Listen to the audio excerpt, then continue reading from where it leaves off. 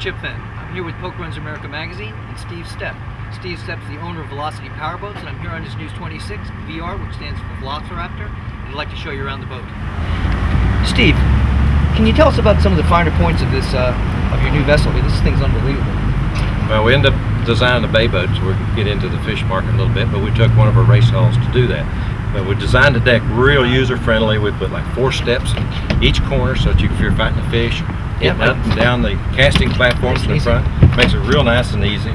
We got a nice big storage area on this side, easy latches, those latches. Those latches are great. Waterproof. Bait well here in the center, aerators in them, different things. This goes into the build, so it makes it very accessible to the all the pumps available and easy to get into, to access them.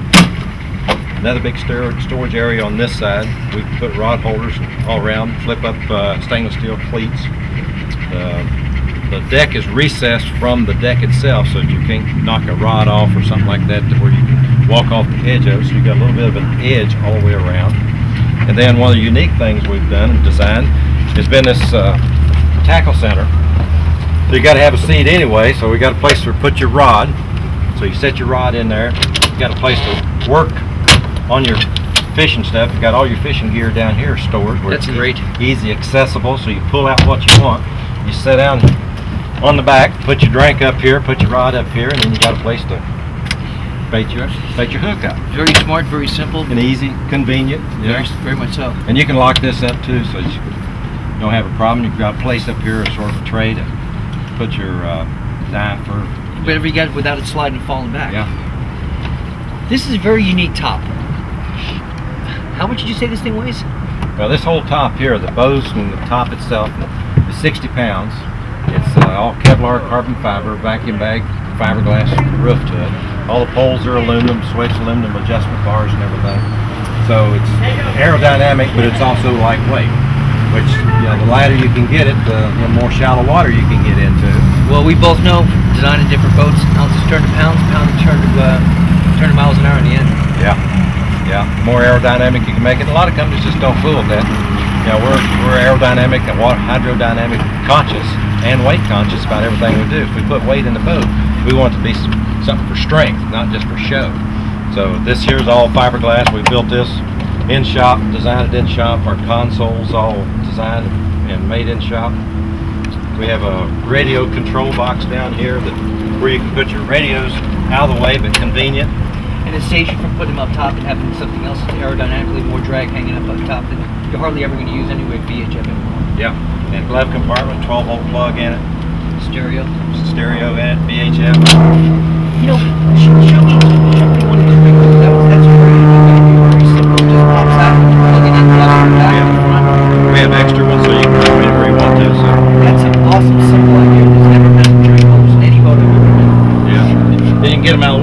cleaning the boat. It's easy to get to everything. Then we designed a tray where you got plenty of room to put stuff on. You can. This is an 8-inch GPS. You can also put a 10-inch in here. Circuit breakers on all the electronic function stuff. Everything just form and function. Very simple, nothing to break. Everything's out in the open, exposed in the open. And we use those dual lever controls like we're both used to on the sport boats. Yep. Single lever shift and your throttle. Because you get out in rough water, you got a single lever control. You know you're going to tear the lower unit up. You just can't operate. This is easy to operate. You can also get an adjustment to it. You got the trim on this side for your engine, so it's the best way to go. Yeah, that's great. And explain to me once more the power steering system, because when we were out driving the boat virtually is just power steering. But it's not actually coming out of the motor. It's a system that's contained underneath the dashboard, correct? Yes, it's a high drive system, and it has pumps similar to a power trim pump. And it just pumps the power into the helm, and the helm distributes where it's right or left.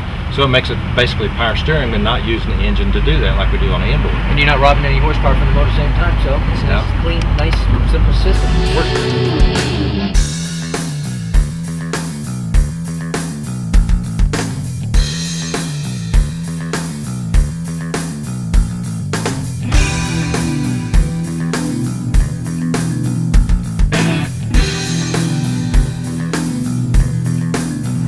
Steve, what other unique features can you point out about your boat that makes it different than other boats that you've designed and incorporated into your 26 here?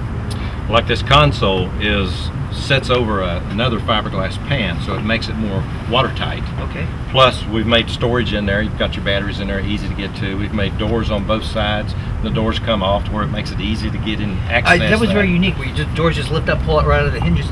Yeah, something real simple. It's just a matter of having the right tool to the right place.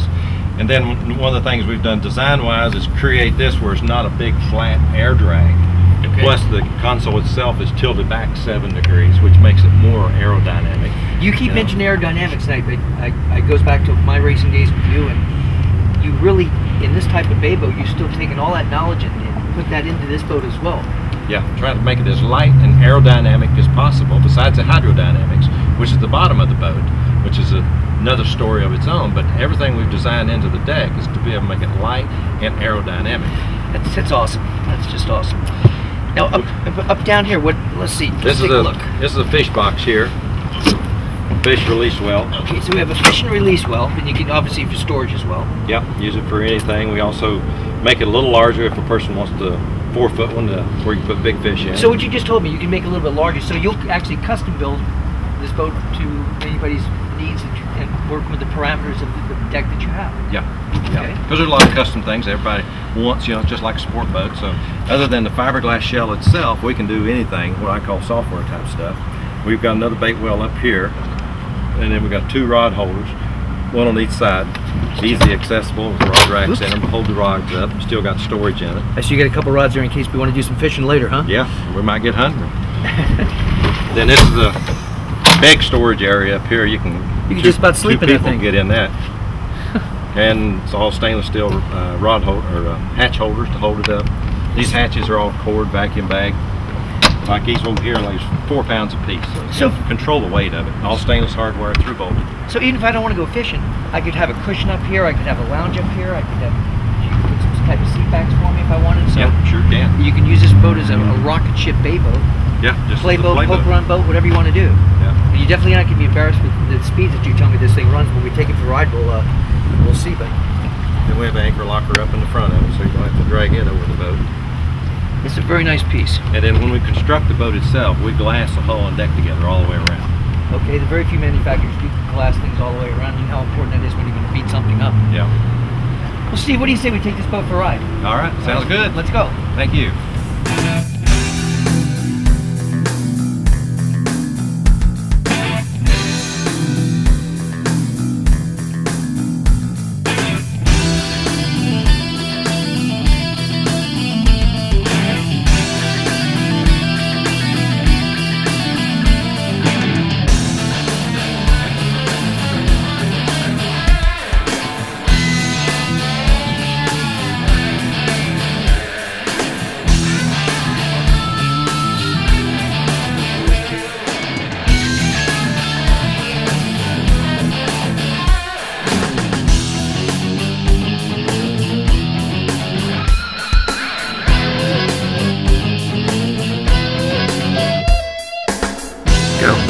Hey Steve, could you tell me a little bit about this bottom and what makes it unique to this particular boat?